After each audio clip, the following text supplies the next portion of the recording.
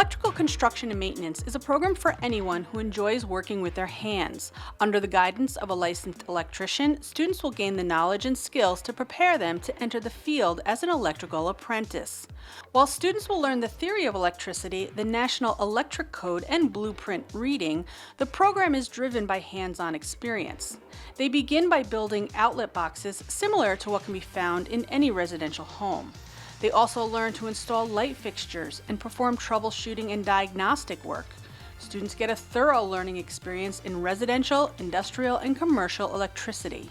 This extensive program will prepare students either to enter into the workforce as a tradesman in an apprenticeship position or continue on with their post-secondary education.